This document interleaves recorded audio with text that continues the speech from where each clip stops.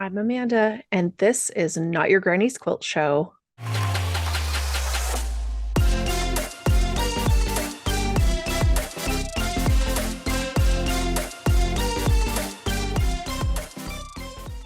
Welcome back to the show, everybody. I'm so happy that you're here today.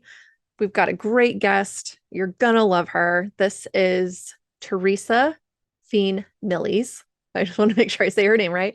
She is known on Instagram as Queen of Marigold. Yeah, that's right. Queen of Marigold with a period in between each word. And she has her fingers in so many quilty pies. It's incredible to me. She's just done so much. And you probably have seen her work somewhere or another. She's got a YouTube channel where she does some process videos so you can learn, certain steps of quilting, certain techniques and skills. She's got a class that she teaches at a college, the College of DuPage. Um, and she teaches quilting there, which is so cool. She is also the author of the Quilters Inspiration Deck. She talks about it, how she got to the point where she made the deck, how it came into her existence or came into existence with her, many years of wanting to be an author. So if you haven't checked that out, go see it. It's a little bit tarot inspired, as she kind of learned tarot, learned different ways of reading tarot. The idea for authoring this quilt deck kind of came into her brain with all that kind of knowledge and experience behind her. So Teresa has done so freaking much, and I'm just so excited for you to hear all about it. And yeah, go check her out. Go check out her work if you haven't seen it. Maybe at QuiltCon you saw her Quilters Against Fascism buttons. Those were hers. That's how I kind of roundaboutly found out who she was. So anyway, let's get into this episode and I'll quit yapping. See ya. Hi, Teresa. How are you? Hello. How's it going? Good, good, good. I'm so happy you're here. I was unknowingly introduced to some of your work during hmm QuiltCon because you had these buttons that people were wearing that said Quilters Against Fascism, and I just thought they were so cool. But so then I was introduced to you through Erin at Seam Ripper Society, and now I'm just like obsessed. So thank you for being here. Thank you for inviting me. I appreciate that. Yeah, it's going to be a great conversation. I cannot wait to just like pick your brain and get to know more about you. But before we hop into some of the questions I do have, I want to know how you even got into sewing and quilting in the first place.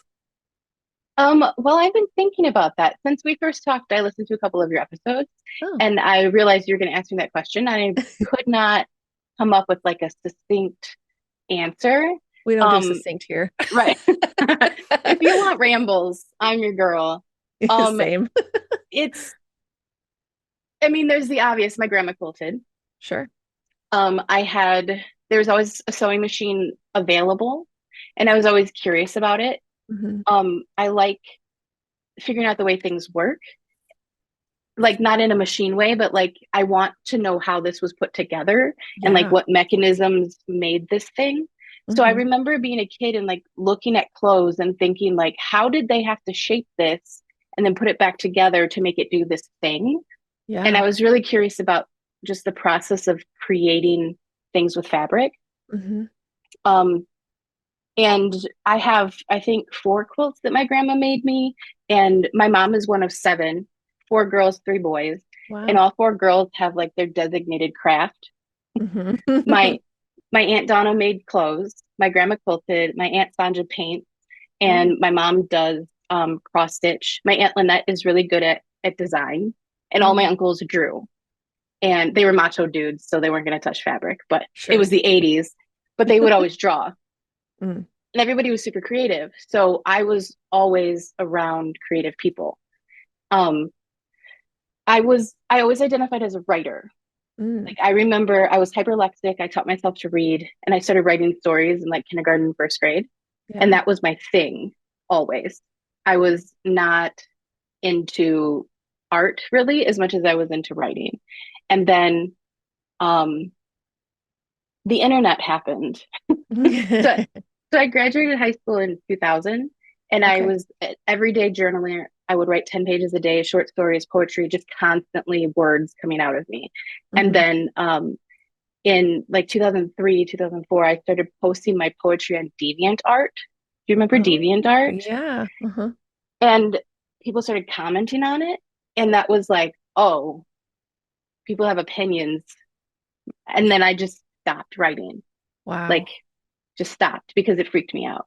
Mm. Um, but when I was little, my grandma taught me to crochet. And Hmm. then when I was 22, I needed cheap Christmas presents. She taught me how to embroider. And Nice. I always picked up those things easily. Hmm. And then she passed away a month or two after my first wedding, my first marriage. Hmm. And the last thing she ever made was a Christmas tree skirt for my first Christmas with my first husband. So Oh. there's like a lot of emotion in fabric for me. Hmm. And I was a corporate trainer. Okay. So I wrote training material and delivered training material. And that was my dream job. And I was great at it. But then my daughter was born and I had to quit working. She had a heart condition. And about Oh, 2 weeks later, I was like, I need something to do. So I started yeah. crocheting. And then I can crochet anything. What's next? So I started embroidering.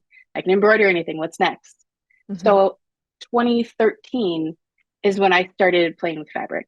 And quilting has always been something that like someone else does. Hmm. It's perfection and I don't do perfection. So I it didn't occur to me that it was possible until 2015 when I found Sherry Lynn Hmm. Wood's book, and discovered improv. And that's when I started sewing. So that's 2015. And it's Okay. been very much a journey of, because I still identify primarily as a writer, Hmm. but color has always been really important to me. Like I wanted to go to college. I wanted to be a therapist, but I wanted to somehow help people by journaling and color therapy. Yeah. And I feel like in a weird, like roundabout way, that's what I do now is I play Yeah. with color and words. And I'm doing a sew along at the moment. And there's journal prompts incorporated into the improv because I think it's important that I think improv is important because it's difficult and you have to have some instinct and some trust in yourself. And if you Yeah. don't trust yourself, you can't easily make decisions, right?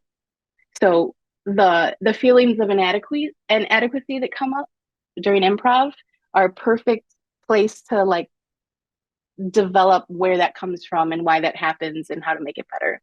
Hmm. So it's fabric because I'm tactile and I never picked up painting and because it connects me to my grandma and to my aunts and there's such a intense just hundreds of years lineage of women and impoverished people and queer people that said who they were in their quilts. And Yeah. I love that and I want to be connected with that. I feel like that's like, my heritage. Yeah. Yeah. Oh my gosh. I love that. That was, oh, there was so much in The all long that. one. No, it's great. No, it's great. And I think like that's what I love the most about these conversations is just that like everybody has their path and their roundabout way into quilting. And like typically you don't find a person who's like, I only do quilts. I only have ever touched fabric. I don't do yarn. I don't do, it's like we've Yep. all got our other 6,000 other hobbies, right? Like I Yep. crochet too. And same Hmm. thing. I like once I kind of realized like, oh, I can do this. I'm like, oh, okay, I still do it here and there, but like Yeah. it's It's a different discipline. it's a different discipline. And to just sit there and like stitch by stitch, I'm like, hey, I need more movement. I need to do something else. And so Yep. anyway, but wow, that's so crazy. Okay. So um yeah, like back to what you were saying about improv. I am a person who has really had to work on self-trust in my adult life. Hmm. And I mean, honestly, most recently, just in like the past 3 to 4 years, has that come up that like, oh, I don't actually trust myself. Like Hmm. this is a problem.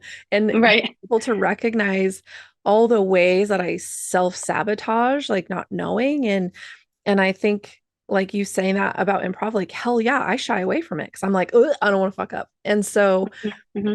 the perfectionism and the like fear of disappointing who, I don't know. Nobody's over my shoulder in my quilting space. Like, Right. No but one cares.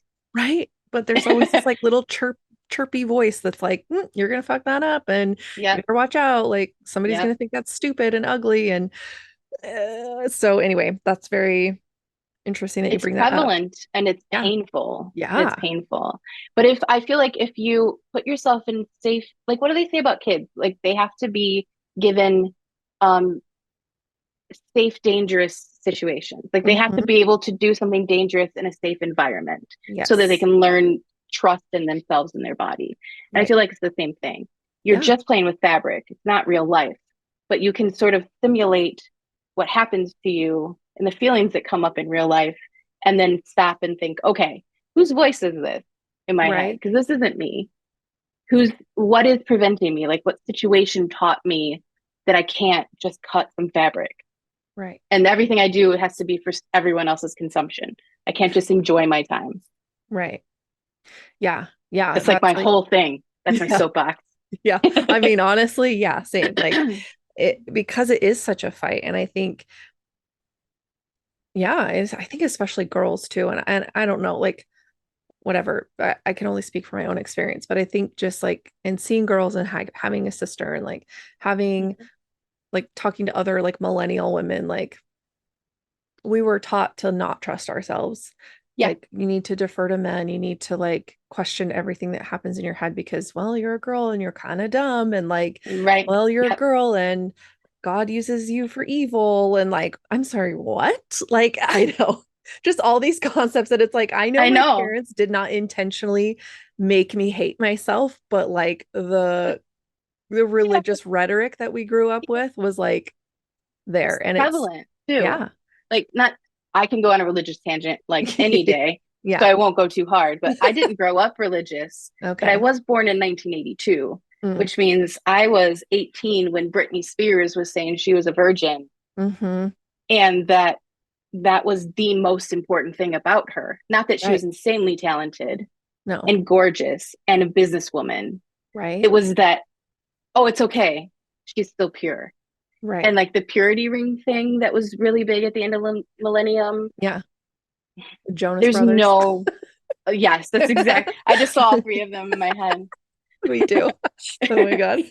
But my husband grew up extremely religious. They were Mm. Lutheran and Okay. like the families who don't have cable and they can't listen to secular music and Hmm. like just completely sheltered. And we met when he was 16 and I was 19. Okay. And I have always been loud. I have always been loud and like, you don't know that? Like, let me teach you. And I Hmm. remember having a conversation with this kid being like, oh, you don't know that rape is super common? You didn't know that because he was Hmm. sheltered. Yeah. And there's like, depending on where your viewpoint stands, you only know what you see. Right. So it's so important to be able to see viewpoints that aren't your own because one of them might resonate with you. Hmm. And I mean, mainly I do improv because I'm lazy and I don't want to cut and I can't measure anyway. And I just want to get the thing out of me. Sure. But what we were told as kids is that what is inside us is not worthwhile. Hmm. And that's everybody gets that message. And women get it more than men. And people of color get it more than white people. And it's Mm. just sort of, and I grew up in a fairly red, somewhat religious, but not really, you know, like Yeah. get right with God, but never go to church people, Yeah. you know, Yeah. and they were hunters and the men were very masculine and women were very feminine. Hmm. And I was a girly, but I wanted to ride the ATVs. Like Right. I was very tomboy and I had no idea who I was until I got out and saw people who were like me. Right. And my just the isolation that can happen with religion or with being just around people who are all the same Right. is bad for us because Right. we can't connect what's inside of us to somebody else, I guess, is what I'm trying to Right. say. Yeah. No, I totally agree with that. And I like say like I grew up here where I still live, and it's very white. It's very like red and Yep. vaguely religious. And it's, Yep. outside of Salt Lake City, we have one of the biggest LDS populations here. And, Interesting. um, and it was just like what you're saying, like about your husband not being, really privy to what was going on in the outside world. And like, I remember like, cause we weren't like so sheltered because my parents were like way young when they had just me and my one brother.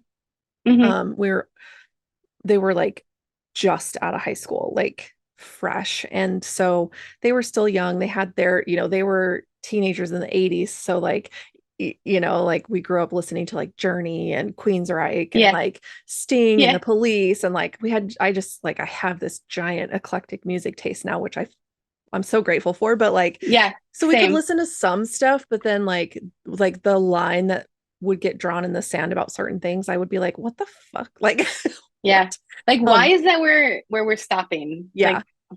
yeah. And then my brother, like, he started doing like, Optimist football and all that in like upper elementary school. And he had some friends that were LDS and they could just kind of listen to whatever music they wanted. Like nothing was like really restricted for them in that way. Interesting. And so he was like, God, I wish we were Mormons because then I could listen to like whatever stupid like rock album was out at the time in the late 90s. And my mom was like, what? Yeah.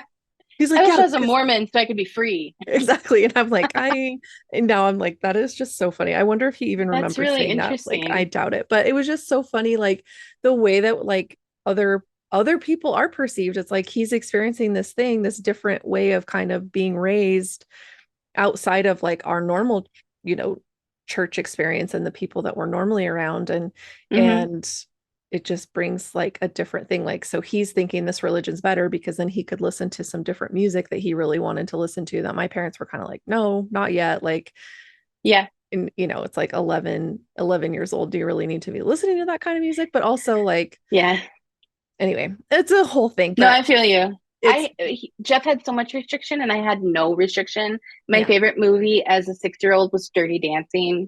Like the world was completely open on the TV and through music. Yeah. And like my favorite album when I was in 6th grade was Salt and Pepper. Mm, And None of Your Business was my favorite song. And like no one under 27 should be singing the lyrics to that song. And it was my favorite because I didn't know what the hell they were talking about. yeah. So there was no restrictions, so I could see people in the world and like on TV that were similar to me. But when Yeah. I would come back and try to be that, it would get Hmm. ridiculed because Yeah. I'm outside Chicago, but it's Yeah. still Midwest. Sure. You Yeah. still can't like look cool. You have to just bring it down. You know what I mean? Yeah. So Tone it there's a down a lot of notch. right. When I Yeah. say that I'm the loud one, like I'm the one who point out the shit that no one else will point out, Yeah. Me but I too. still don't have the guts to wear the clothes Mm, that I liked when I was 12 yeah. because your 12-year-old self is still in there. Like you don't, don't make them angry. Just Yeah. calm down. Yeah. Don't Yep. cause a scene. Yeah, for sure. It's so Right. wild like how when you find a medium where you feel like you can like express yourself fully, how those like different versions of yourself start to come out. Totally. And Totally. I've been contending with my inner adolescent Yes. recently, and she's fucking raging angry. Yeah. Yeah. So She should be. yeah, She yeah. should be She's angry. pretty pissed. So it was just like so apropos that like a year ago Taylor Swift released the Tortured Poets Department because it's like female rage in an album, and there's just Mm-hmm. so much of it that just was like ringing true for my life and my feelings. And like I know not everybody's a Swiftie and I was a late Swiftie, but um Mm-hmm.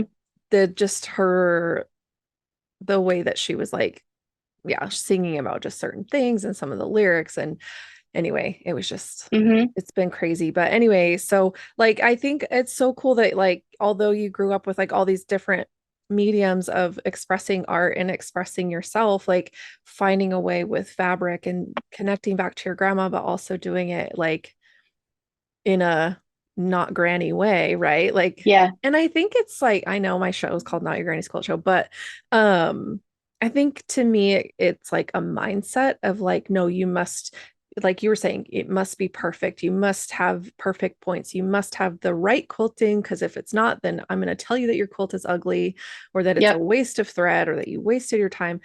And so I think for me, that granny mindset is that it's that put everything in a box.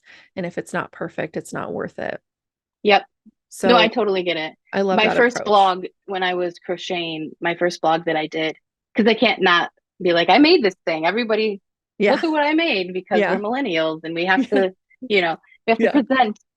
Show and It's tell. built in now. Like Yeah. AOL did that in 1996. 100%. Yeah.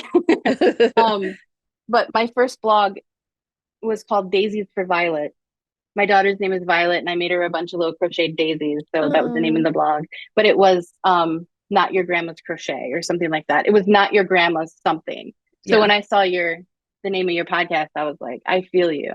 And that's it's gotten some like blowback hmm because we respect what our grandmas made, but I hmm completely understand what you're saying. Like the anxiety that I imagine that women generations before us, one or two that we own their quilts, the Yeah. anxiety that they may have felt creating that, I don't want that. Right. I tell my students, if you're in my class, I say over and over, perfection is unnecessary. It's not good or bad. It's not necessary. Right. You're making because you want to make a thing, and that is Right. all you need. Quilting Right. is not therapy. It is not going to fix your life. It's Mm-mm. literally just something that you decide to do because you want to.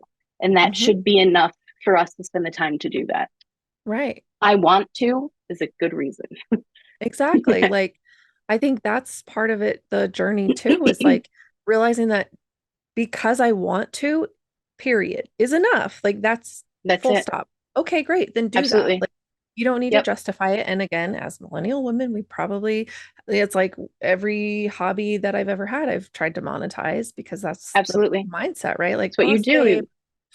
Yeah. You hustle. Yeah. You And because we can't just enjoy. right. And because you enjoy something, that means that you want to do it for free also is like the flip side of that coin. Exactly. You know, well, you like to do that. So you can sew. So make me some curtains. Yeah. Hey, fuck you. I'm not Yeah. spending my sewing time on your curtains. No. No. You want to pay me? Then maybe. Right.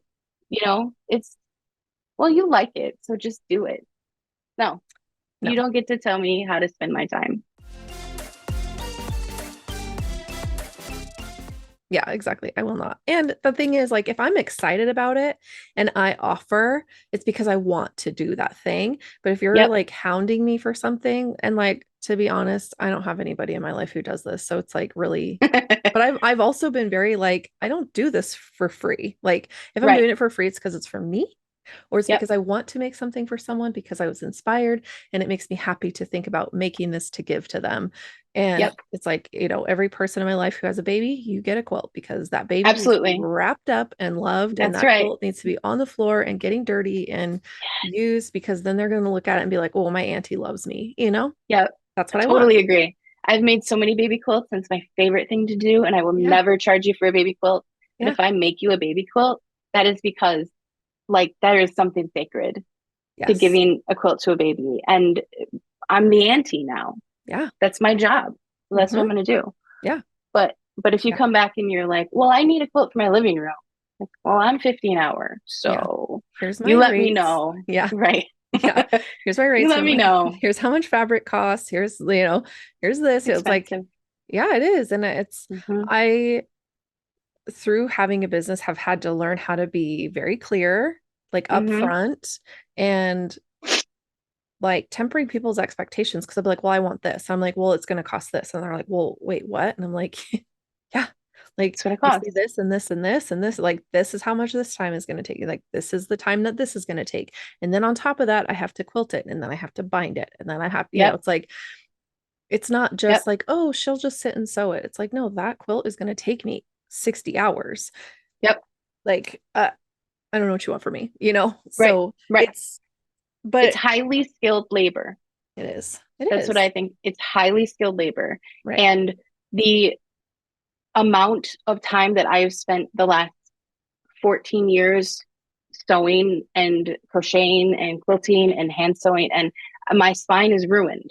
Hmm. I have 7 bulging discs. I have a fused situation, and that is because I'm a quilter. If I had been something else, I wouldn't have this problem. Right. So when now that really changed my mindset, because now every second that I spend making something, I'm deteriorating my body. Hmm. So I need money to live, to offset that I'm literally wearing myself down to do this skill that you need, Right. you know. Right. So It's it is definitely a perspective shift when you're like, wow, my back hurts really bad from yep. doing this thing, this repetitive Hmm. motion, or sitting like a shrimp in a chair because I'm like shoving fabric through a sewing machine. Yep. Yeah, it And going takes, blind while doing it. yeah, yeah, Yeah. it takes a And I toll. enjoy it, but I'm Yes. not going to do it for someone that won't appreciate Yeah. the effort, you know. Yeah. Yeah, I feel like exactly. that's a struggle for a lot of people, the like business slash hobby of it, Hmm. and that it's the same activity, but you have to choose which is which depending on the project, I guess, Yep. and what you're going to say yes to and no to. Hmm. Yeah, It's a difficult one. it is. It really is. Like, how do you, did like, was there like trial and error for you when it came to that concept, or did it feel pretty natural to say no when you wanted to say no? I'm still figuring that out. Mm, I feel like we're always figuring that out because I think of myself as a professional yeah. because that's how I can do good work. Hmm. And I don't feel like I need somebody to tell me that I'm a pro to be a pro. Right. I know how much time I put into this. And I know that I can do off the top of my head 10 things that most people I know have no idea how to do. Right. Therefore, pro, right? So, friends will ask me to make something for them and they've stopped asking me to do it for free. Like I Hmm. have good friends. I have this very close group of women. There's like Hmm. 10 of us that are super close. And those women will save up money and ask me to make them something. Yeah. And that like knowledge that I know that I'm valued makes it a Hmm. lot easier for me to make them something. Yeah. And there's people that will be like, "Oh, I need this fixed. Can you do it?" And if it's going to take 5 minutes and it's going to be a longer argument, I'll just do it. Yeah. But then I'm mad at myself for not sticking up for myself. Like Hmm. I feel like it's a journey.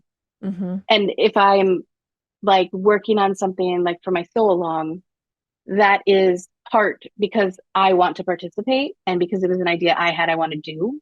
Because I'm Right. not going to offer something that I wouldn't do, Yeah. if it was Yeah. offered to me. But then at the same time, I'm what am I doing with the thing? Like my difficulty is that when it's finished, what happens to it? Right. I'm attached to it now. So am I going to try to sell it? Will it ever sell? Hmm. Will it show somewhere? My Right. goal is to show my goal is to be in a museum. Mm. I want something I made in a permanent collection in a museum. Like that is my like highest lofty goal. Yeah. So I think about what do I have to do to get there? And it Hmm. isn't, hemming pants, Right. you know? Yeah. Yeah, exactly. And I think like I'm kind of on the fence about that because I think not for other people, but for myself. Like if somebody Mm-hmm. says like, yes, I sew and I don't want to hem your pants, like, okay, for sure. Like we all have to have our boundaries. I think also if every single person who has quilting skills and sewing skills says no thank you to everything else that's not quilting, then like our community dies because we're Yep. not making connections elsewhere. So I think you're right. Uh-huh. If there's like a moment where it's like, I don't really want to do that, but I know that like this person just needs my help for 2 seconds. I have the skills, like, okay, I'll do it, And in the moment, I Yep. might be frustrated, but then when I like give them back the thing that I fixed or that they just like needed help with, and that relationship is like a little bit stronger because of that, I'm like, okay, Mm-hmm. it's just, yeah, it's a balance and it's tricky. And like, I want to, if somebody wants to learn how to sew, I'll help you. Yep. Like, I don't want to Yep. just be the fallback because you don't want to take on the skill of learning Yep. how for yourself. And you're going to just use me as your like crutch for that. Like, no, learn this skill. You can sew on a button. You can patch a little hole. You can do you can do a running stitch to hem a pant. Like, you can do this. Let me show you how. If I Yep. can do it, you can do it. Like, Right. so I had anyway, to learn too. yeah, exactly. There was a point where we couldn't do that and we took Right. time to figure it out. Yeah. Yeah. Yep. So that's, For me, it's very much what energy you come at me with. yeah, Like I've repaired quilts. I have a friend who gave me a quilt that is, she says that it was her grandma's quilt. It wasn't like her grandma didn't make it, it was her grandma's quilt. sure. So it's old and it's totally falling apart. And she Yeah. wanted me to fix it. And I'm like, dude, I can't fix it. I can take it apart and sort of applicate it onto new fabric so that Yeah. it still exists, but I can't remake it. And she's No. like, go for it. And I'm like, cool, let's do it. Like, I'm down for experiments. Yeah. But she also is a friend that says, I like what you do and I respect what you do. It's Mm-hmm. not, oh, you own a sewing machine and I need something. Right. It's, and it's Mm-hmm. not always, I'm not trying to get as much money as I can out of people. Right. It's that I want to be respected for my skill, Yeah. I guess is what it is. And if your Yeah. goal isn't to be, you know, to make money off of your quilts, or isn't to publish or to be in a museum or to do like, what would be classically thought of as a success. If you Mm-hmm. want to just make pretty things and give them to people, that's completely valid. Yeah. It isn't that everybody has to have this hard line about money. It's that some people do, you Yeah. know, and then some people don't mind just making quilts and giving them away. There's people in my guild who make things and just give them to charity, and that's great. Right. It's about the making. Yeah. I'm trying to Yeah. make this a career. So Yeah. that's, the goals change Right. depending on where you're trying to get to. Yeah. And I think that's another part too, is like we all show up into this space differently Yep. with different intentions and different goals. But just because like someone's offering like a quilt that should probably be like $700 for $100 doesn't mean that when I ask for the $700 that I'm being crazy or that Yep. I'm price gouging. No, I'm charging what it's actually worth. That person just didn't value their time or their efforts the same way that I value my time and my efforts. Like, Exactly. I've put in a lot of hours and a lot of time to be this person, Yep. to this for Yep. like I built this business so that I could do this and make money, not because it's my cute little hobby and I just do it for funsies. Like I do. I sew for fun. I make stuff I want to make, but Mm-hmm. also, you know, Also, this is my job. yeah. This is how I connect with the world, how I interact, how I take Hmm. care of my family. Hmm. And I mean, I think there's an automatic assumption that it's not worth much because women do it. Hmm. Yeah. That's another thing that, that if a woman does it, it's craft. If a man does it, it's art. Hmm. I feel that deeply. It makes me really angry Yeah. because the I listened to your episode with I forget her first name, Finley Wolf, Oh, Victoria. Victoria. Yeah. And she was saying that she went when she was in college, there was this Hmm. whole debate about art and craft. Yeah. And that debate has been going forever and it's never changed Right. because there's no difference. Right. Men make art, women make crafts. Right. And that's the only difference. Yeah. And it's so funny because that literally just came up on a very recent episode with Zachariah of Solarium in Portland. Mm-hmm. He literally, that was his tip, was just like, just let it call it art. Like, Yep. this back and forth of like, oh, it's craft if it's women, it's art if it's male. Like, no. Like if you say that you're making a craft, you're making a craft. If you say you're making art, then you're making art. Nobody else gets to Yep. tell you what that is. Like, And why is one better than the other in the first place? exactly. Artisans have been respected until like what 100 years ago when we built machines. Right. Artisans were the machines before we had machines, and they were Right. respected, and they had guilds and they had unions, and they were like tailors in Europe still Right. are highly respected, but Right. they're men. It's Yes. interesting. Mm-hmm. It's interesting. Yeah, it really is. And I think like the even the like micro, what am I trying to call it? Like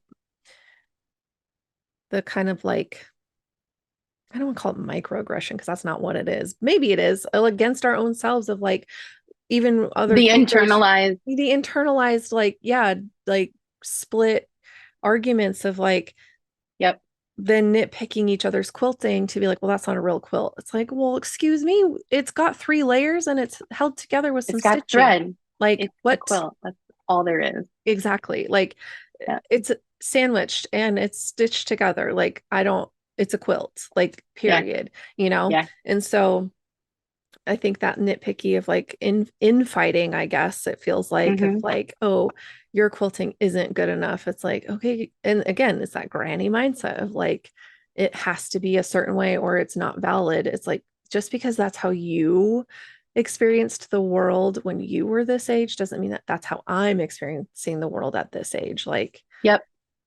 and so that kind of Absolutely. gets to me because I'm like, why are you tearing me down? We're in the same boat. Like, you're Right. poking holes and We're I'm trying to do the rowing. same thing. Yeah. Right.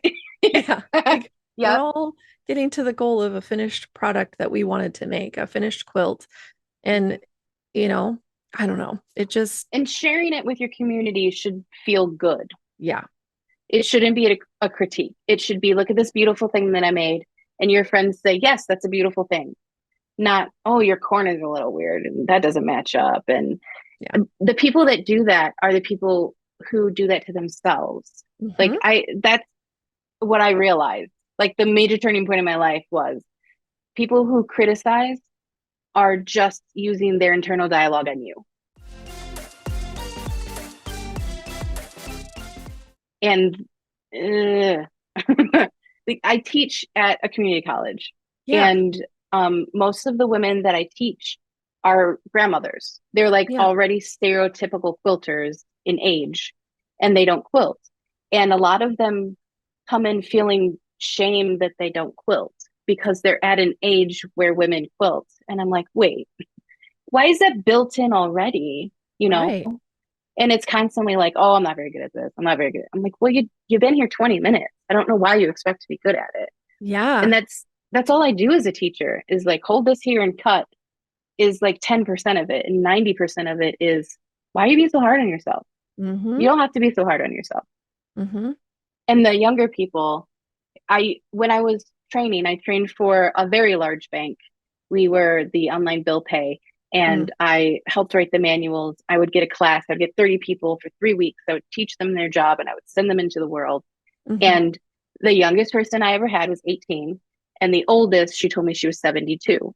Whoa. So every 3 weeks, I'd get 30 new people between 18 and 72. And the learning differences by generation is startling. And it's incredible how people are taught that they should be when they are the learner. Hmm. And the, you know, 55-year-old, this was 15 years ago, Sure. would complain about the 18-year-old because he was drawing all day. And I'm like, ask him about this program. Ask him about anything. He knows Hmm. because this is how he listens and Yeah. he's confident in himself. And you're automatically like, I'm not going to be able to do this. Hmm. It's very generational. Yeah. There's, the older generation couldn't press a button unless I told them to press a button.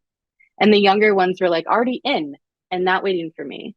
And Right. the experiment, like the ability to experiment drops dramatically as you get older, I think, Yeah. because you've been told so often that that's not valid.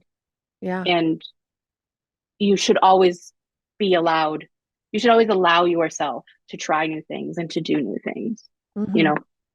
Yeah.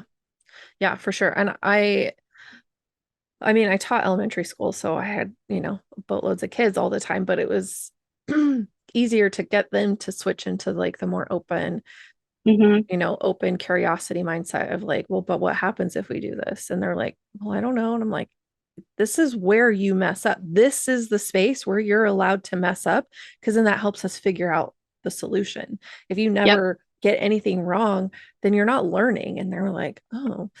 And Yep. then when I was teaching the long arm certification class at one of my local quilt shops so that people could rent the machines, same thing. Like the older women were just like, oh, I don't, I'm like, you're just moving a sewing machine. Like instead Right. of you moving the fabric under the needle, you're moving the machine around on the fabric. And they were like, but what if I'm like, what do you do when, Not life or death. yeah, like Okay. it's thread, like you're not, Yeah. and so yeah, definitely that approach of like, they were Just not play. as willing to like try something or just like go with it. Like they, yeah, again, like you said, wait till you tell them to push a button or wait till you tell them, okay, now you can free motion, like, or now you Yeah. can blah, blah, blah. Like it was just such an interesting Hmm. experience. And then them, yeah, complaining, like, I'm not good at this. I'm like, oh, well, how long have you been long arming? They're like, what do you mean? I'm taking this class because I've never done it. I'm like, right. You've Yep. never done this before. So you're going to suck right now. But in a Yeah. couple hours and even in a couple times of coming back and practicing, you're going to get Hmm. so much better. Like Hmm. you didn't just sit down at a sewing machine and make, you know, a king size 3,000 piece quilt, did you? They're Right. like, no. I'm like, exact. This is the same thing. It's the same Right. exact thing. Like, It is. It just is. need to give yourself time. Yep. Yep. It's really interesting because it's not to disparage people No. that think like that, like obviously, but it's just where your mind automatically goes because of your experiences and what your life was and what's happened to you is, oh, Yeah. I can't do this. But I Yeah. also like with quilters especially, quilters are smart. Mm-hmm. Quilters are smart, systematic people. Like Mm-hmm. you were saying earlier, the different like disciplines of fiber art. Yeah. How many different skills are involved in making a quilt? There's Yeah. cutting fabric is hard. Mm-hmm. Teaching people how to cut fabric is the most difficult thing. I hate it. I hate it Yeah. because I just can do it. Right. But how do I make my hands become words? But Mm-hmm. there's so many steps, and they're all a totally different skill.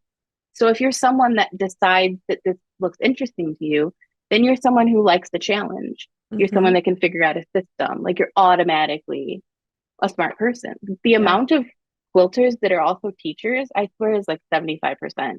Yeah. And if they weren't teachers, they wanted to be. Mm-hmm. Yeah. It's teacher adjacent Yeah. because it's just we're smart people. Mm-hmm. We like a challenge, Yeah. Yeah. and which means Honestly. we're hard on ourselves. Exactly. Hmm. It's like a super, super predictable pipeline. Totally, totally. Like, oh, are you a people pleaser? Do you beat yourself up every two Right, seconds? Do you right. love meticulous problems because you want to conquer stuff? Like, Yeah, okay, yeah, quilting is for yeah. you. Yep. Do you want to prove that you're good at something by being amazing at some crazy thing no one else knows how to do? That's the one. Yeah, That's you what we're got it. doing. Yeah. Yeah. Oh my Yep. gosh, that's so funny. Okay, so how long have you been teaching at the college? Just about a year. Okay. Just a year. Okay.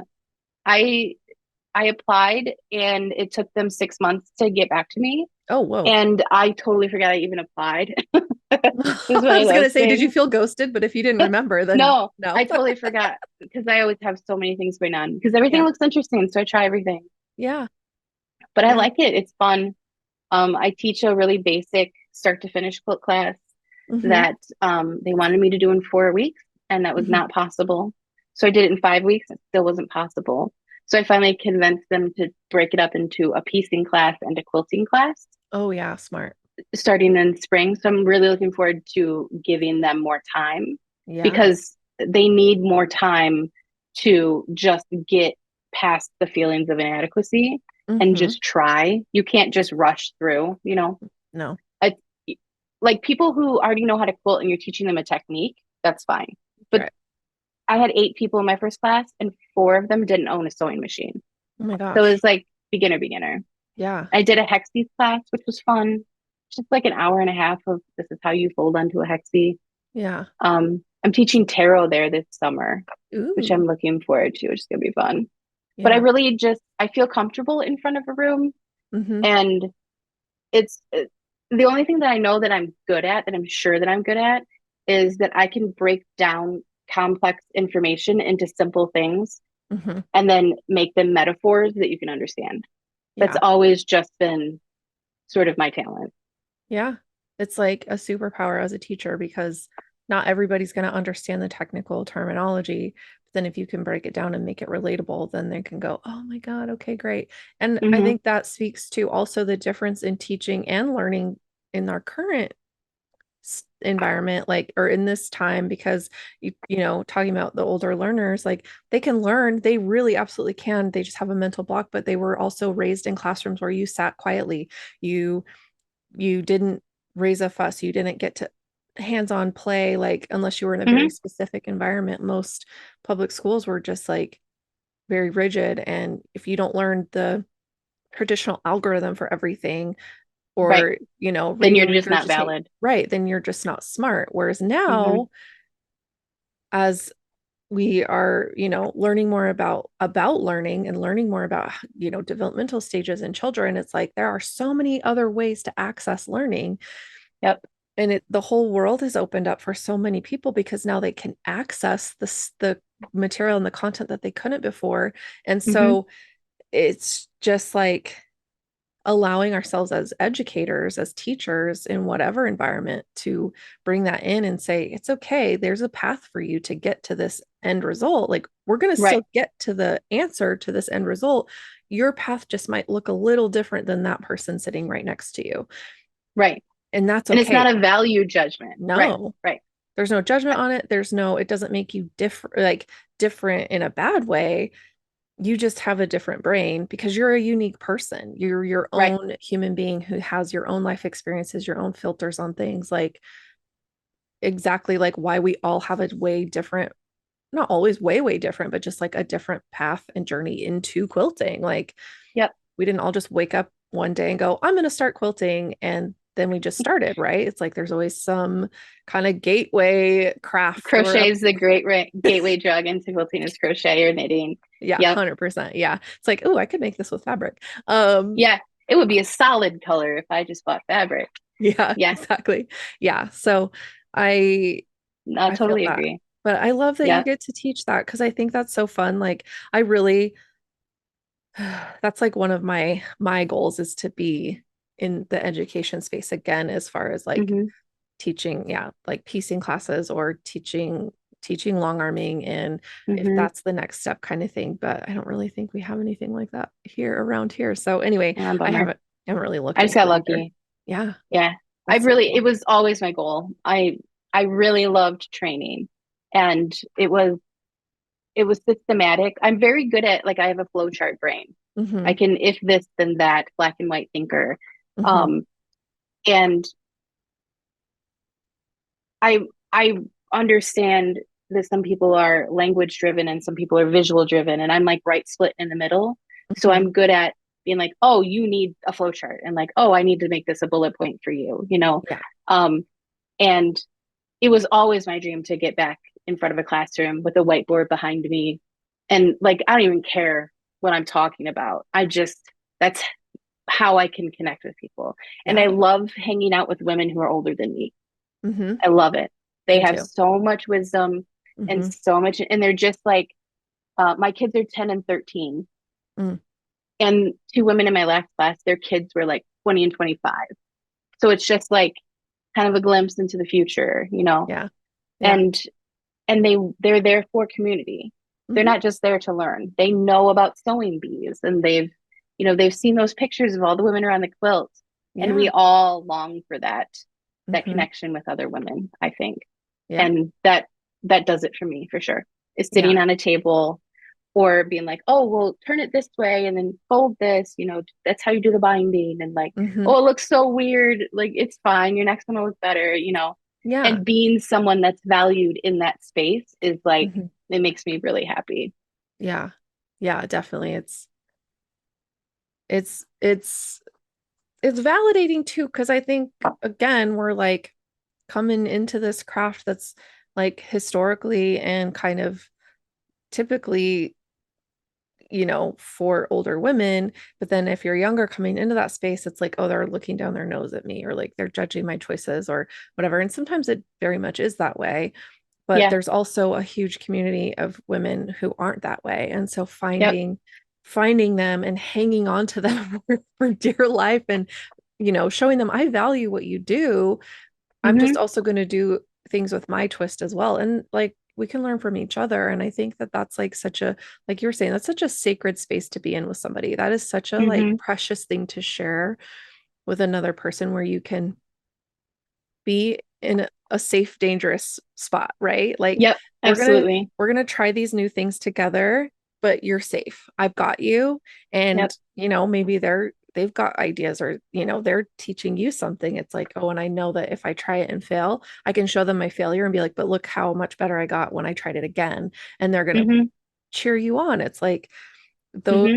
those like little relationships that I've created in my journey have been so valuable to me. And like when I can go to my local quilt shop and walk in and they're like, what are you working on now? Show me. And Yeah. we can have these conversations, and I can show them my color combos and feel confident about them. And they're just like, oh my Hmm. gosh, that's going to be so great. Bring it in when it's done. And it's like Hmm.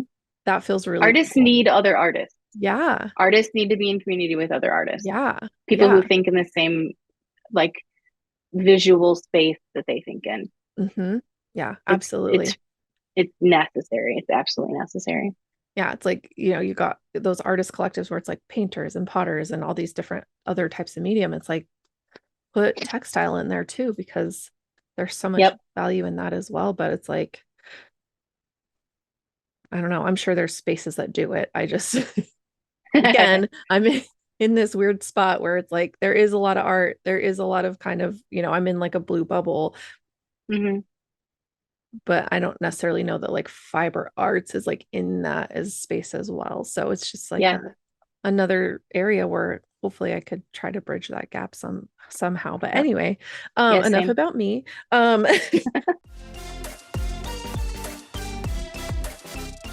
Okay, so you said you're teaching tarot, and then you had Yeah. like it's still up, but you're not doing new episodes, but you had a podcast about tarot, and then you Hmm. also created the Quilters Inspiration Deck, which is kind of based on the tarot concept. So Yep. let's talk more about that.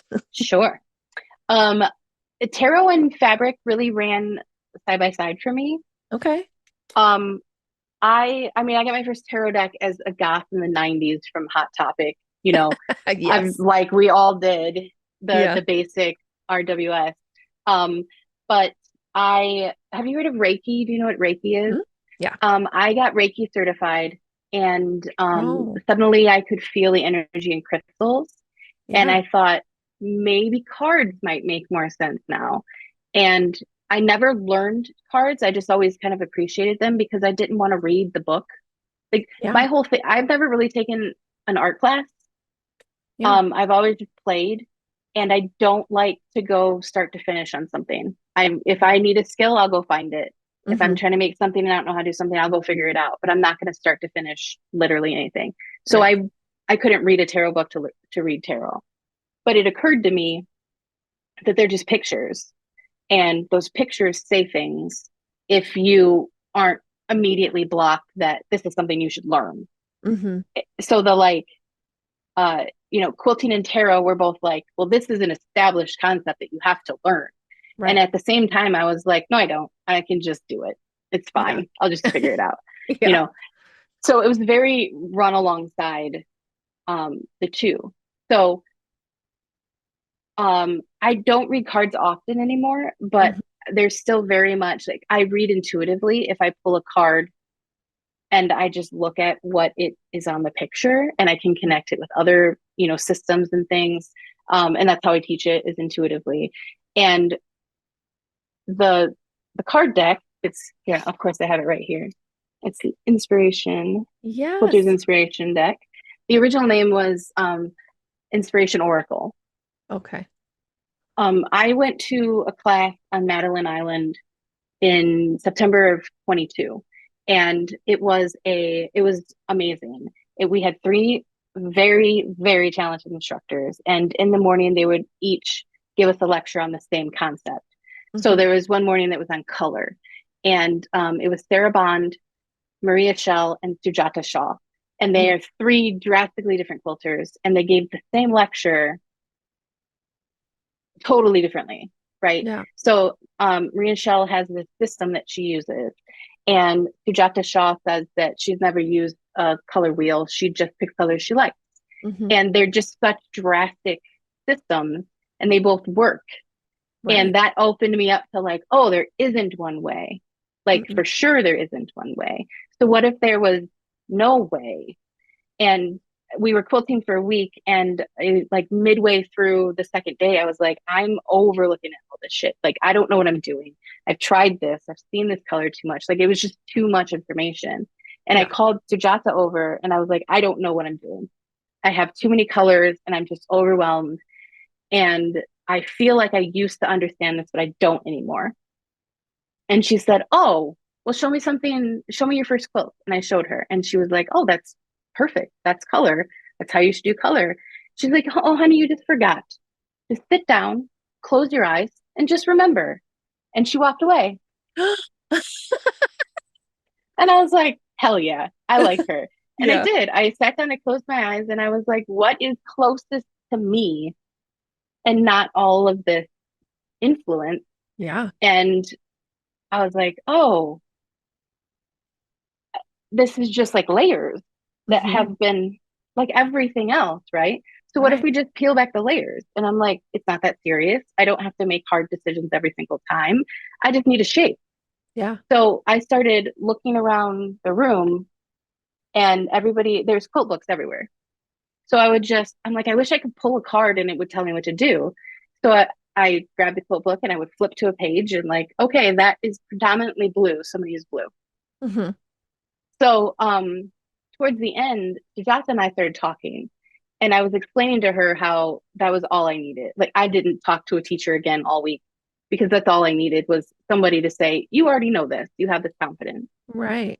And the last day of the class, we were having lunch, and I was sitting by her, and she was like, why are you taking classes? You should be writing books.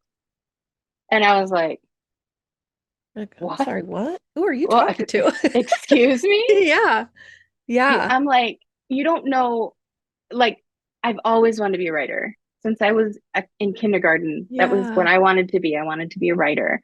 And Yeah. I never occurred to me that maybe that I could do something with quilting that would make me an author.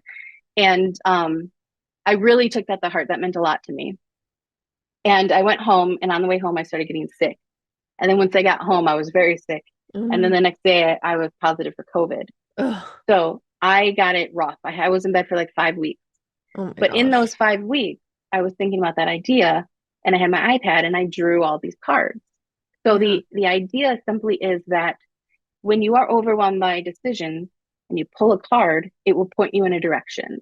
Yeah. And the idea that, I went, it's obviously morphed in my head a lot, and it's like a solid thing now. But at the beginning, I have complete trust that the universe or God, whatever, that there is something that if I need it, will give me what I need. And Hmm. what you need comes to you when you need it. Hmm. And like, even when you asked if I wanted to be on the podcast, and you said we could do it Monday or we could do it in 2 months. And I was like, why not Monday? Yeah. It's here now. Let's do it Yeah. now. Yeah. And that what I have that I don't think everybody does is that if something pops up, I'm like, yeah, let's do Yeah. it. Let's see what happens, because it will Absolutely. become something. Yeah. Um, so trusting that if you pull, like, let's see, if you pull a color card, they all have different colors on the back, Okay. and then the inside is just colors. So that Okay. if you're looking at the back, there's no indication of what you're going to pull. Hmm. And if you pull blue, then that means that something has conspired to give you a card that tells you what is the best thing for you, and to just trust that the blue is going to be the right thing, Right. because perfection is unnecessary. It's not for anybody but you. You Hmm. know, Hmm. if you have a pattern, you're not going to use it.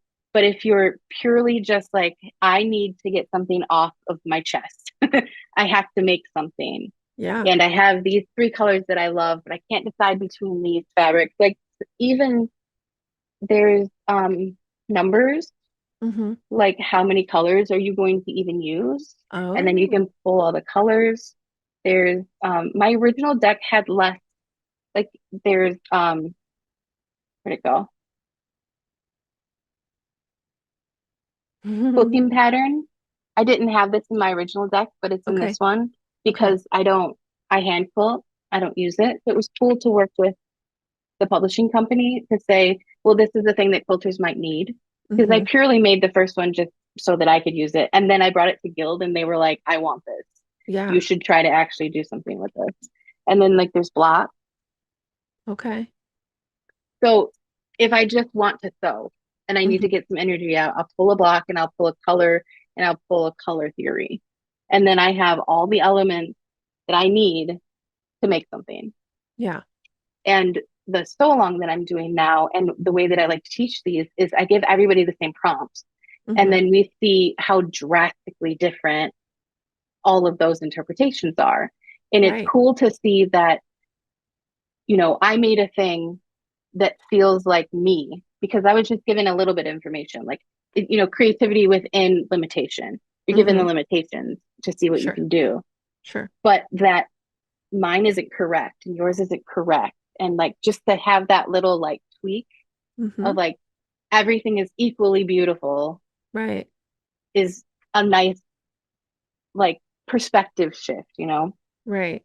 Well, everybody followed the quote unquote rules or like stayed within the bumpers, right?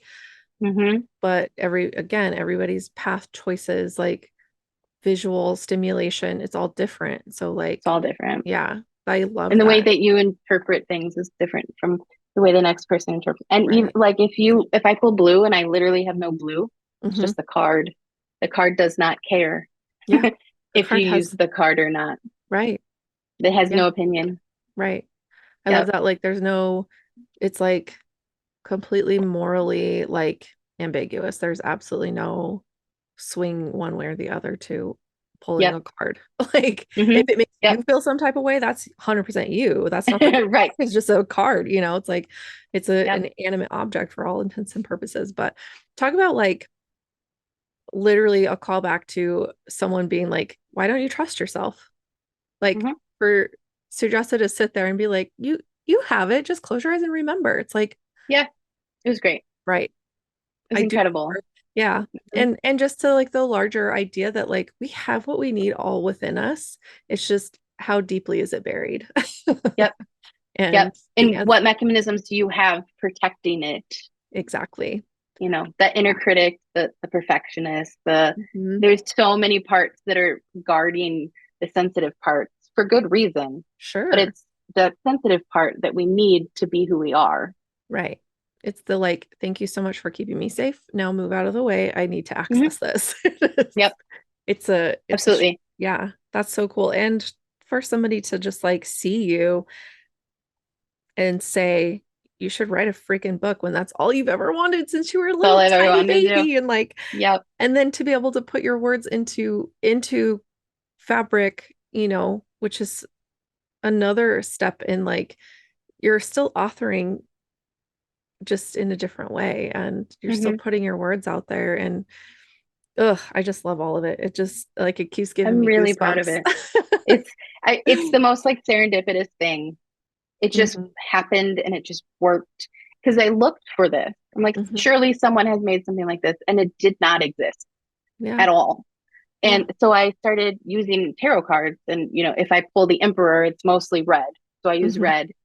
And I want to teach a little class or like write a little book about how to use tarot cards and like give examples of that. And I also want to teach people how to make their own system, you Yeah. know? Um, like Yeah. this idea has become many, many things. And I drew them all while I was sick. And then I printed them with, um, printtarotcards.com, I think is the website. Oh, okay. So I printed them and I got my deck and I played with it. And that was January. And then in February, I went to QuiltCon and Hmm. Sujata was there signing books with B&T. And I was like, I got to find her. I got to show her. So I found her in the booth and I was like, look, I wrote my book. And I showed her the cards. And she looked at me and she was like, do you want to sell these? And I was like, I would love for this to be the thing that I did that Hmm. people know me for. And she was like, I'm going to introduce you to Amy. She's the editor. She's of the publishing company. And I was like, okay. So like 10 seconds later, I'm talking to Amy and showing her my cards. And she's like, these are awesome. And Yeah. then 2 months later, she emailed me. And then 2 months after that, I was working with the company. And it was like, Hmm. okay, let's do it. Yes, yes, yes. Yeah. It's so It's crazy, great. like what happens when you do say yes to yourself and say yes to the things like you were saying. If it presents itself and it Yes, doesn't go against your values as a human being and it seems like a good opportunity, then like what's go for it. the worst that can happen? Yep, yep. Honestly, like saying yes, again, leaning in, trusting yourself. You know when something feels right and you know when something feels wrong. And it's when you have to Hmm. convince yourself that something's right. It's like, why are you trying so hard to make this fit?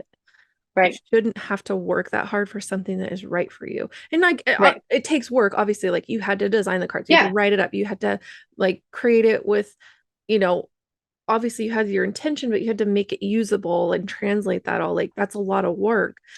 But Hmm. it's like then everything else fell into place, you know? It's Yep. like, ugh, Because the original idea was in alignment with my goals and my yeah, authenticity, and that is it. yeah, You yeah, know, there were times that the publishing company is an established publishing company. They put books out constantly. They make money. Like I was very excited to be part of C&T. They're yeah, great, and working with the people there has been great. They're knowledgeable. They answer my questions repeatedly when I forget what I asked them. They're yeah, awesome. But in the process of making the cards, there was some argument, not argument, but like it wasn't just like, yes, that's good, yes, that's good. It was me saying, well, originally it was like this. Why can't we keep it like that? And they hmm, wanted all new, like simply just like all new color palette. And I was like, I like my colors. And they're like, well, we need it to be upbeat. And I was like, I chose this palette because it's a mid century palette and that's popular right now. And it appeals to many generations. And they're like, well, it yeah, needs to be a gift. And I'm like, what does the color have to do? Like, I argued for myself yeah, and I got to keep the colors that I originally wanted. And hmm, it used to just be red, okay, but they wanted a pattern. So sure, I was like, I don't like that pattern, but I don't like that pattern. And they're like, just pick one. Go yeah, here, pick one. We'll use what you pick. And I was like, okay, cool, we'll yeah, do that. But I was really proud that me, somebody, I don't have shit. Like I make like $400 a year quilting. You know, right, I'm not established. I'm not famous.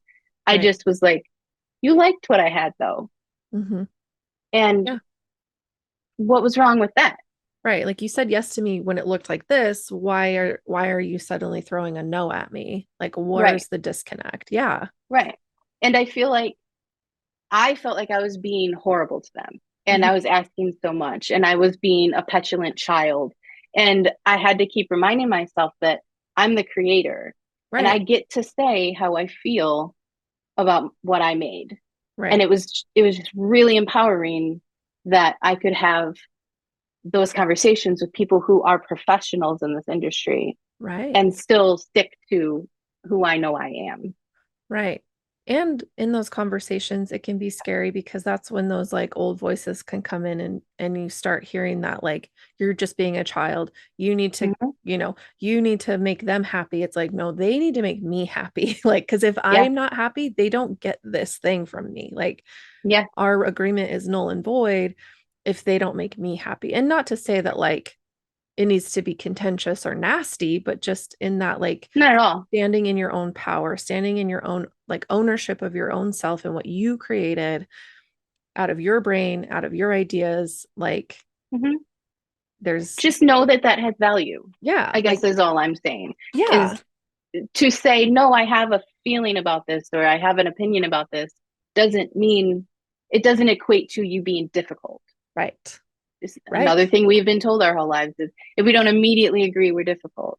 Right. And the experience was transformative because now I know that my ideas have value. Hmm. And I also know how to compromise on things and to take what they feel into account, because Yeah, they want to make money off of this, sure. just like I want people to buy it. Right. I don't expect to get rich off this. People don't get rich off books. but I Oh, get to say I'm an author, and that's yeah. all I wanted. Yeah. And I get to do sew along. And I wrote a class using origami paper for quilt shops, and they're going to pitch that at a convention. And it's just so cool. Yeah. And I didn't have to compromise myself to be able to do the thing that I wanted. And I feel like that's a really powerful lesson Yeah. is you can be yourself and still be accepted in that form. You Right. just have to be around people who are like you Right. or Or can respect a difference, I guess. I don't know. I right. don't even know where I'm going. It's Yeah. just No, I hear you. It's like I think if you're in the right room, you can have those conversations. You can have, if you're in the right space, you can have those kind of like head to head, like, try me, like, this is what I yeah. want. And they can maybe, it's their job to throw up options and do what they think is best. But it's also, if you're in a space where you can say, I don't think so, you can push back. Then Yeah. even though there was like, I don't want to call it conflict, but like a disagreement or I guess argument is correct because an argument is literally just like two people sharing different ideas and talking about it. Mhm. It doesn't Mhm. have to have negative connotation. I always forget that. Right. Um, Right.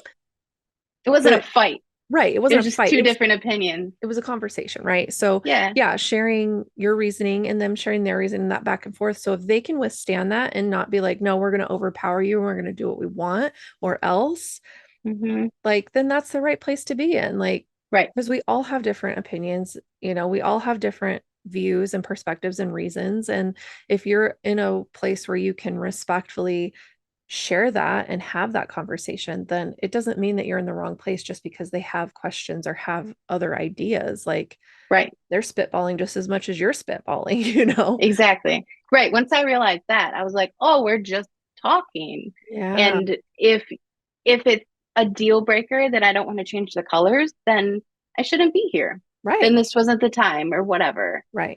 But I Right. mean, it's exactly what it should be. Yeah. And I feel very good about my choice. And like I feel like that's all you can really hope for is when Yeah. you're done doing the thing is that you feel good about your choice and that you put yourself into it instead of what you think people wanted you to be. Yeah. Yeah. For sure. Yeah.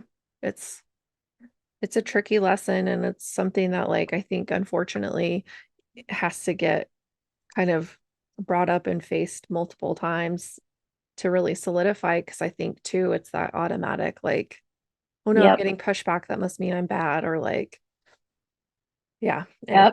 Yep. Yeah, no, it's true because that's automatically what it feels like. Like, okay, it's time to comply, Yeah, even when it's the simplest thing. And right. because it's easier just to say, okay, just do that Yeah, and not be seen as difficult. But I'm learning that I don't mind being difficult right. because most of the time other people don't see it as difficult. They're Right. just like, It's oh, you actually care. right. Okay, Yeah. noted.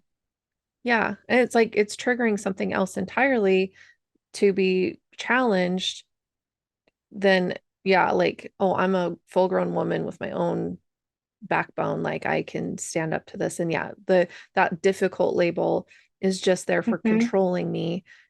Hmm. These people aren't calling me difficult, they're just asking me questions. I need to calm Right. down and shut that voice Yep. up. Like, You're right. Exactly. Because a lot so of the times you're not in any danger. right, you're It's right. gonna be fine. It's that internal battle of like, my nervous system can't tell that I'm not running away from a lion. Right. We're Yep. okay.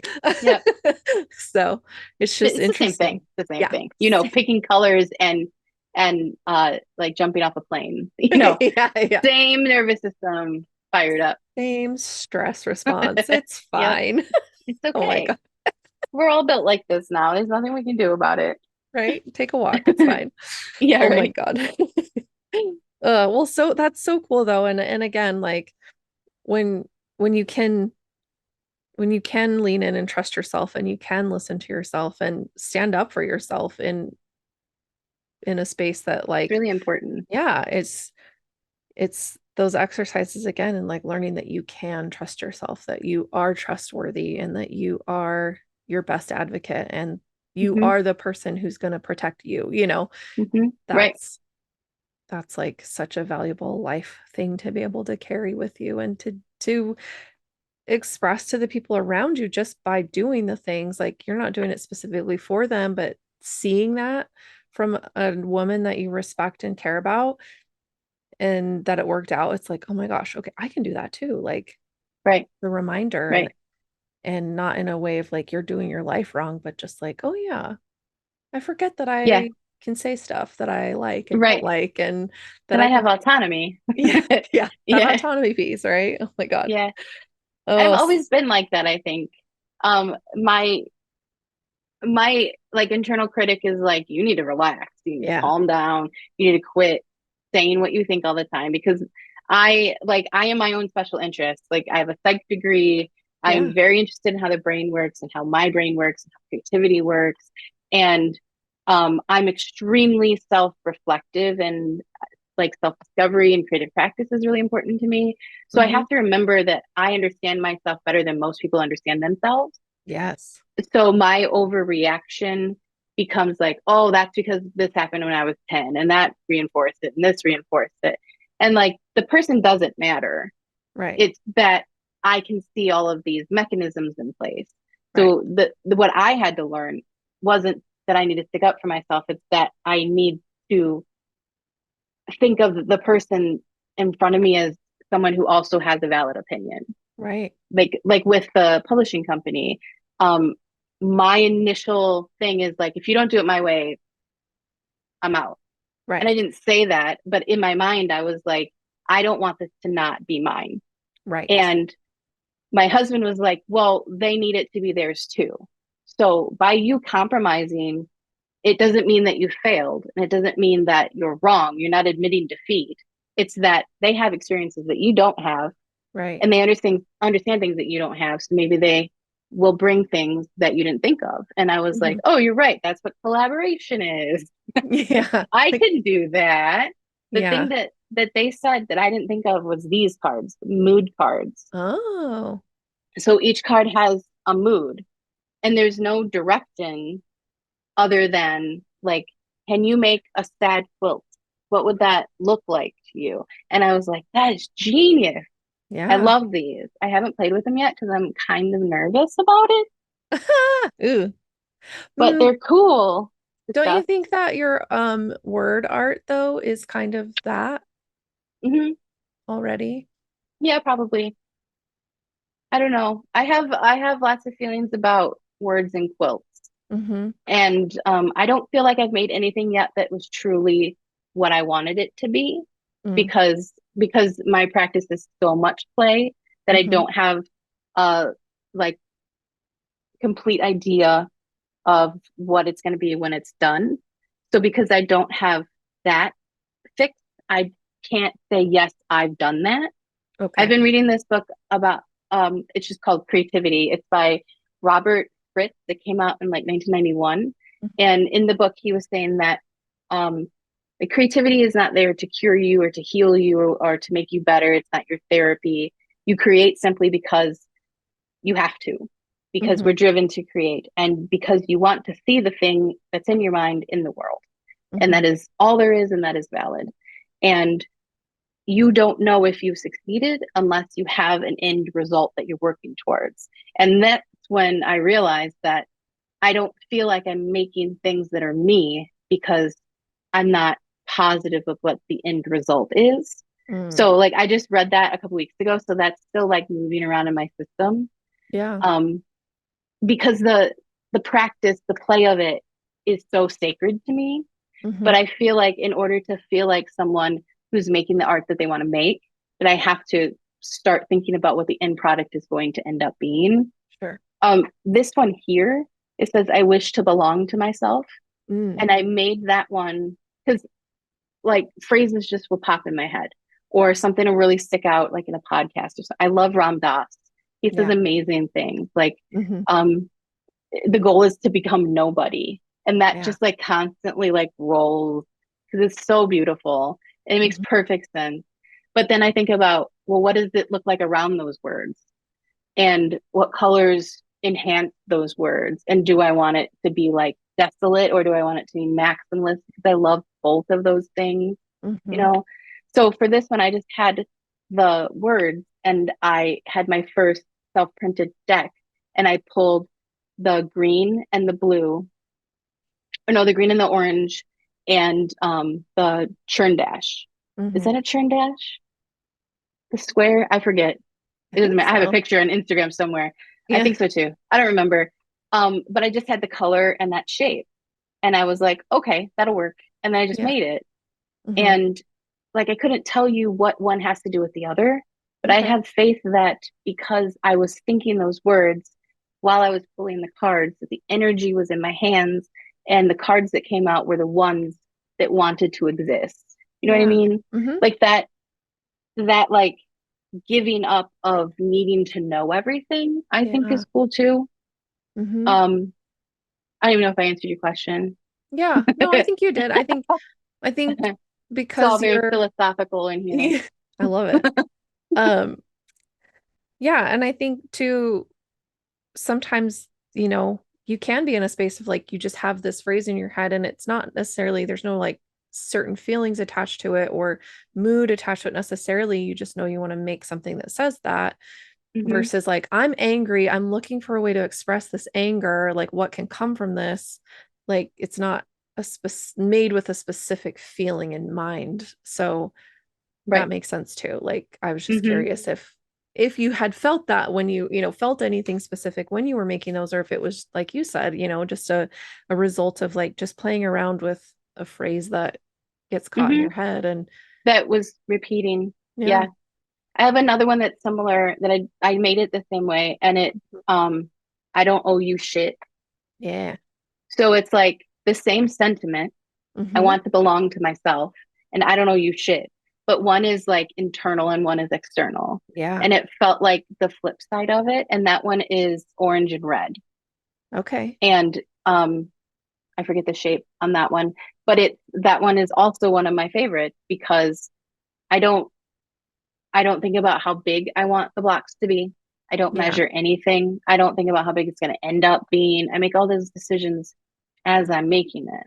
The black and white one over here is with ease and comfort go all of the way Oh, okay. because this one says do it wrong. Everything's backwards. But I had that one up for like 3 years. And then I was thinking Okay. about what goes along with that and like what does the word wrong mean? And then that's a value judgment, and I don't want a value judgment, you know. Mm-hmm. So I think about the meaning of words a lot. Yeah. And when I think about something a lot, it develops its own colors and like edges. And I Mm-hmm. think that that's where this like the word quilts that are kind of my thing where that comes from. Yeah. I like overt meaning. I Yeah. don't want to have to read an artist statement to like get the feeling of what's happening. I like subtle, but I want to be slapped with some information like most of Right. the time. Yeah. I want Yeah. boldness. Yeah. I think, if you're having to read the artist statement because it's abstract enough that you're like, I'm not quite sure what the artist's intention, like I know what I'm getting from this, but I don't know what the Hmm. artist's intention was, versus seeing words. And even that, like, even if it's slap you in the face, it's bold, it's right there in print, it's still going to hit me different than it's going to hit you. Like, you Yep. definitely had, maybe it wasn't one particular feeling or like, I'm sad, so I'm going to make this quilt. Like, maybe that phrase made you feel different things along as you worked through the artistic process of designing the quilt and planning, working through it and making it. Hmm. But like seeing I wish to belong to myself might like rip my heart out and drop me to my knees, where someone else might be like, hell yeah, motherfucker, like, because they already have Yeah. that sense of self-belonging. So Right. I think that it's just the subjectivity in art is just so interesting and Very much. Yeah. makes it, I don't know. I think, Interpretation. yeah, the different interpretation just makes it so different every time that someone Hmm. encounters it. And like once it's made, it's not just yours anymore. And No, unless you keep I'm it not in the sure it was yours shadows, to begin with. exactly, right? You're like, Was it ever just yours?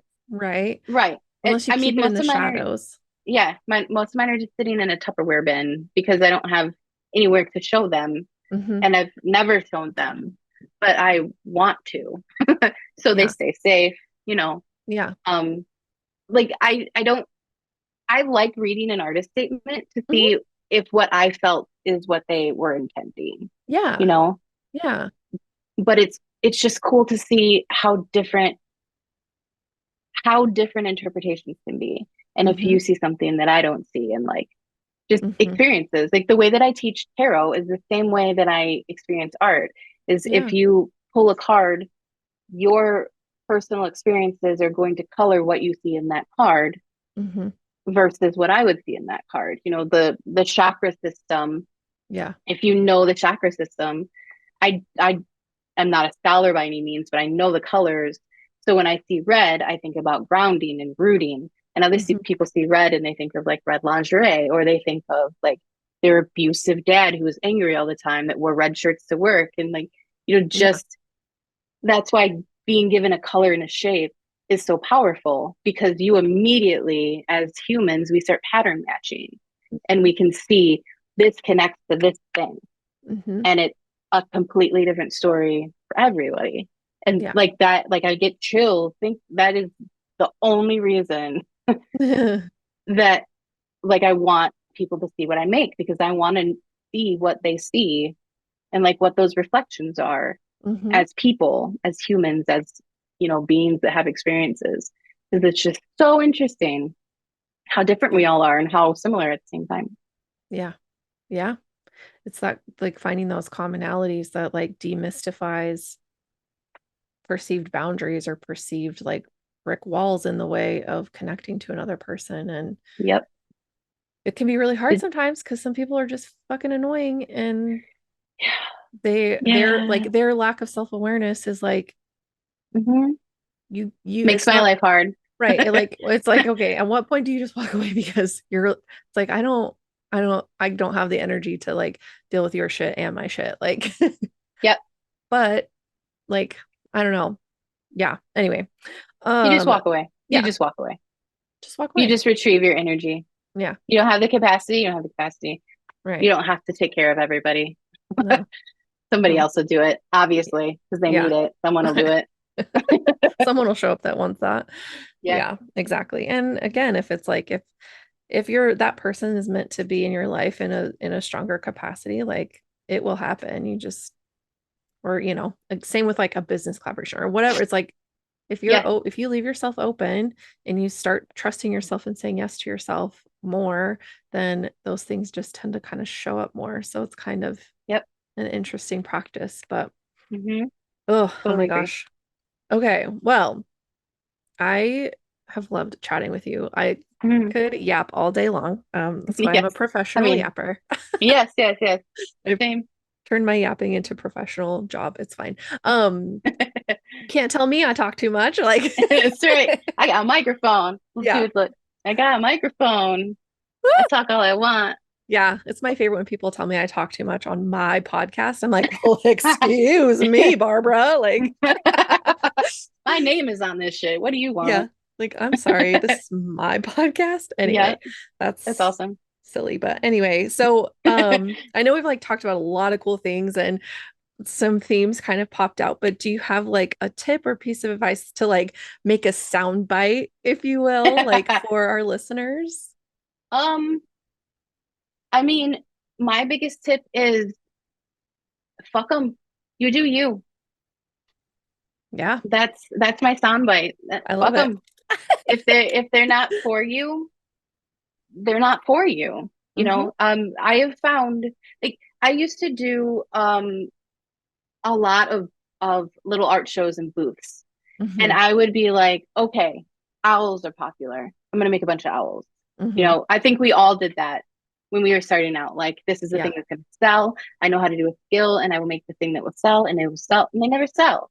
They never No, go anywhere because no. there's no heart in it. Hmm. If if you can get to a space, which isn't easy and isn't consistent, where you can create things that are from you. They're Hmm. not from and like make patterns, make things that you saw, duplicate things, try new things, Yeah. obviously, because there's nothing wrong with just making something because it's cute or beautiful, or you Right. want that blanket, you want that quilt on your bed. Right. But when you're making things that you want people to see and connect with, you have to use yourself. You Yes. have to use what's inside of you. And you sometimes you got to dig that out and you have to put it into the thing because that's the stuff that will get reaction. Mm-hmm. And there was one year we do a art show in Aurora called Alley Art. This is the 15th year. We went from 12 people to now there's over 100. And it's like the biggest thing in Aurora in the summers. And I Oh, always wow. do it. And I always put up my big quilts and I say they're $2,000 or whatever. Mm-hmm. And I will put a post-it note on it and say, this is why it costs this much. And people will come up to me and be like, I'm so glad you did that. And I'm never going to sell one of those, but I'm Sure. at least showing people that this is what this costs, you know? And then Yeah. I'll do bags and little quilts and smaller things that are less money and those will sell, but Yeah. they don't go anywhere unless I enjoyed making it. Mm-hmm. You, the more that you can be your authentic self, the more connections that you will make with other authentic selves. Yes. And that's what is going to make you a better person. It's going Mm-hmm. to make your art stand out. It's going to make, you know, it's going to make good things happen to you when Yeah. you're yourself. Yeah. 100%. I feel that so deeply. Like my mom and I used to do this like Christmas bazaar and we would make all these like wooden Christmas, it's like these big stars with lights wrapped around them. Those sold because those are fun and we could sell Yeah. them for relatively cheap because they were cheap to make. And then Yep. we would make these like we got all these old fence posts, cut them down, made these like really cute, like outdoor hanging like snowman heads. So cute. Oh, So much yeah. work, but it's like, and we sold those, but it's like, but then there were things that we were just for sure would sell and we'd have tons of them and they wouldn't sell. And we were like, oh shit, now we have like 100 of these things. Like, Yep. and it was that like, yeah, that piece of like trying to make something that we think other people will like, Mm-hmm. and then shifting into more quilt driven, like, bazaars and shows. It's been very hit or miss. And there's been times Mm-hmm. where I've paid $75 to be somewhere and not sold a single thing. Yep. And or like I was just this last weekend, I was in a couple of like vegan businesses started a vegan specific market Oh, cool. that they're going to do a few times a year, and I'm a vegan, and so I obviously am like obsessed with their stuff, and I was like, well, I could be in this. Like what I make is vegan. You just have to like not have animal products in whatever it is that you're bringing to the show or Mm-hmm. to be a vendor. And so I had a booth, and like because what I brought was more authentically made. Like my mom and I made stuff because we thought it was fun. We liked it. We thought we liked the fabric combo. We thought it was cute. It was just scraps, but we were like, oh my gosh, this would make such a cute quilt. We should just throw this together. Like it's, I saw such a drastic difference and like Yeah. sold more things than I've sold at the last three previous, market things combined. And so it just is something to be said. And I feel like too, with anything you're doing, when you're putting yourself out there, showing Mm-hmm. up as authentically as you can. And I know people throw that word around like, I'm so authentic. Like, but if you truly are, you don't, Quirky doesn't mean authentic. yeah. You Like, know, yeah, authentic, it's vulnerability. yeah, for sure. If you're open, people will realize that you're open, Yeah. and that if they're a bad person, they will come and try to attack you. But Hmm. if they're not, most people aren't, they will Yeah. also open up. And then Hmm. when your heart is open and their heart is open, you can actually connect like, Yeah. you know, Yeah. like people. For sure. For sure. I feel Hmm. like I was trying to be a different version of myself when I first started this show. Like, oh, I have to be a certain way because I'm going to be online, and da da da. And like, I I just had to get to a point where I was like, this is exhausting. Yeah. I had to shift. And again, there was some pushback again, like the comments of like, you talk too much. And I'm like, well, then don't fucking listen. Like, what do Right. you want from me? Like, I'm Yeah. not begging you to be here. Like, if you like the show, please stay. If you don't, then move along. Then Like, it's fine. Yeah. I Why take don't the owe you time? shit. Yeah. Like, Ding. Yes, yeah, absolutely. I that's would get it's that on the tarot podcast. I would talk for yeah. 30 minutes. I had 8 decks that I used. And if it Yeah. was the Empress, then I would pull the Empress from each deck and then I would talk Mhm. about every single card. And then I Yeah. would use all of that information to say, okay, this is now my new understanding of the Empress. And Hmm. people would be like, that's not how you learn tarot. And I'm like, then why did you listen to the whole episode then? Right. Because yes, it is. You learn things in conversation. Right. That's that's what learning is. You pick up Exactly. information. Yeah. Like you shouldn't Hello. have access to comment sections. No. Like put Just your stop. one brain cell away and Right. walk We away. don't need Yeah, it. exactly. Yeah. I It's forget to show you the buttons. oh yeah. I forget to talk about the buttons. Oh, Not that the we need buttons. to, Yeah. but it's been sitting here. The Quilters Against Fascism Yeah. buttons. And you can I buy just them. wanted something to give away at QuiltCon. Yeah. And then I realized they were spelled wrong. Do you hear Oh about no. that whole Yeah, I thing? saw that. It I was a saw that. I was whole like, oh thing. no. I was like, oh shit. I gave away like 100 of these, and no one was like, this is wrong. No one. Oh my I got gosh. home and looked at it and realized it. Oh my Like gosh. 100 people didn't realize it. Or if they did, they were just polite enough not to say anything to me. Right? So I was like, if you got a wrong one, give me your address. I'll send you a right one. Like, my bad. But I Yeah. just thought it was interesting that no one knows how to spell this word. And I wonder if that's intentional, that we Hmm. don't know what this word looks like or anything about it so that we don't realize it's happening, Right. blah, blah, blah, blah, blah. But I Yeah. gave one, um, I gave out 100 of them that were spelled wrong. And then I realized it. And then Marianne Fonz ordered some, which was Oh, incredible. yeah. And then we started emailing and like just talking. And she did a blog post about typos and included my pin. Yeah. I was like, oh, that's very cool. Like That's my so fuck cool. up, me Yeah. being authentic and excited about something Yeah. turned into like people are buying it and Right. wearing it. Right. Marianne Fonz wore it to a protest at the Capitol in her state. Like that's just, That's it's neat. fantastic. It's Yeah. neat. And I am selling them on my website. Yes. Okay. So people can get them if they want them. Yeah. And I think that again, like your excitement, your mess up, it like we all do it, right? But then your Right. willingness to turn around and be like, let me make this right for you. Yeah. Like it My was, bad. yeah. I think that also builds good karma because you're not just being like, oh, well, sucks to be Yeah. them. They have the fucked up ones and I'm gonna make Right. money off the right ones. Like yes, and like let's correct it and let's sell them and let's make it right with the people who got the first version that was Yep. made with excitement and maybe not spell check. So Yep.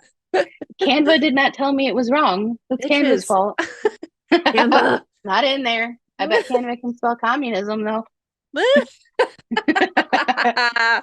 Oh my God. That's Everybody hilarious. was very cool about it. Yeah. Yeah. It's just whatever. Yeah. I think that ownership too, like, yep, sorry I messed up, but here's how I can make it right. It's like, oh, Hmm. okay, cool, thanks. It's Yeah, when people I try would to, appreciate that. yeah, Yeah, like don't hide your mistakes because that's when people get pissed. Like, no, right. you're wrong, and now I'm gonna make sure you know you're wrong. It's like, Yep. just don't fight so hard. It's fine. Just don't lie. I already know. Yeah. Like, especially as a mom, like, I already know what happened. Yeah. Why are you trying to make something up? Hmm. You're like, I no, I'm, saw you. yeah. You're like, no, I'm literally telling you that this is what happened because I saw it. Right. Don't try Right. to spin some other story. Like I watched it with my own eyeballs. Yeah.